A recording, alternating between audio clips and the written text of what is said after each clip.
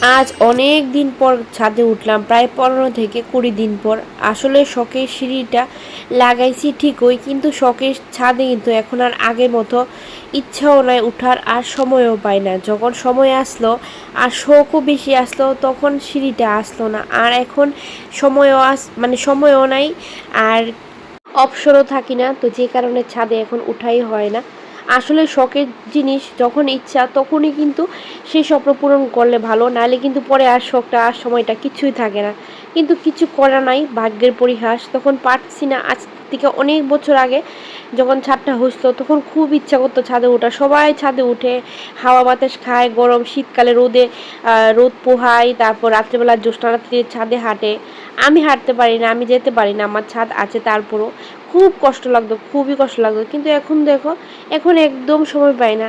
যাক গে, ঘরে আয়া এখন বড় বিছানাটা তো আগেই গুছাই লাইছিলাম, তো এখন ছোট বিছানাটাও গুছাই লাইতেছি। আসলে ঘরটা ফাঁকা, তো সেই ফাঁকে আমি একটু ছাদে হাঁটাহাঁটি করলাম। ঘরে সবাই থাকলে হয়তো পারলাম না হলে। আর দেখো, আজকে সুজয় গেছে মাস্টার বাড়ি, তো তার লিগা এখন ঘরটা অনেকটা ফাঁকা, অনেকটা দেরি হইব ওর আইতে। তো তার আগে কিন্তু মোটামুটি হাতের কাজ আমি যা আছে সবই শেষ করে লইব, না হলে কিন্তু ও আইলে আর পারতাম না। তো আকাশটা দেখো, এই ভালা এই খারাপ। সকালে দেখছি কি রোদ, এখন আবার হালকা বৃষ্টি বৃষ্টি ভাব আর কালো হয়ে রয়েছে। তো দেখলাম বাইরে একটু কাপড় আছে কিনা, বাইরে গিয়ে দেখলাম, তো গিয়া দেখি একটাও কাপড় নাই, সব কাপড়ই কিন্তু ঘরে আনা হয়ে গেছে গা। তো আর এই গাছটা দেখে খুব কষ্ট লাগছে। শখের গাছটাতে দেখো এত পোকা ধরছে, মানে সব ফুল কলি যা আছে সব নষ্ট হয়ে গেছে গা। একটার থেকে একটা, মানে এই নিয়ে 5-6টা কলি আমার নষ্ট হয়ে গেছে গা।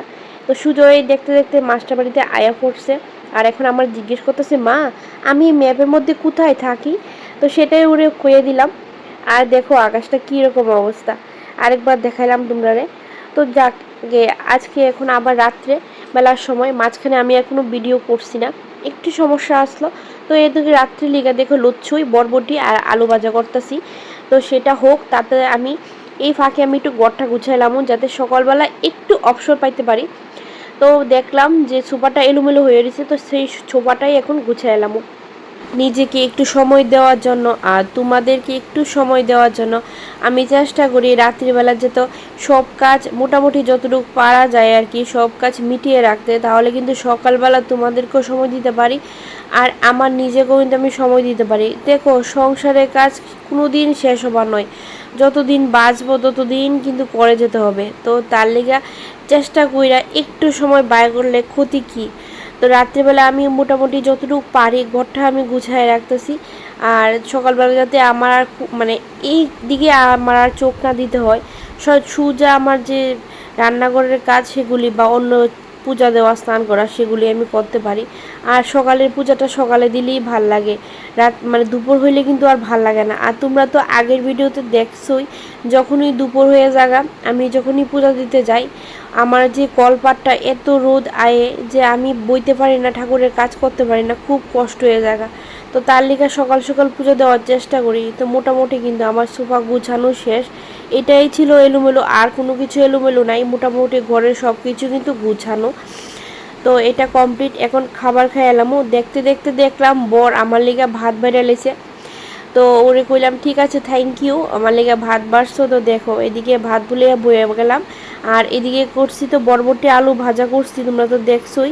এদিকে বর পাঁপড়ও ভাজা করছে, আর এদিকে ফ্রিজের থেকে সকালে যে তরকারিটা রান্না করছিলাম সেটা কিন্তু বার করা হয়েছে। এখন এটা দিয়ে আজকে রাতের খাওয়া দাওয়া হইব। তো চলো, আজকে ব্লগটা এতটুকুই রাখলাম।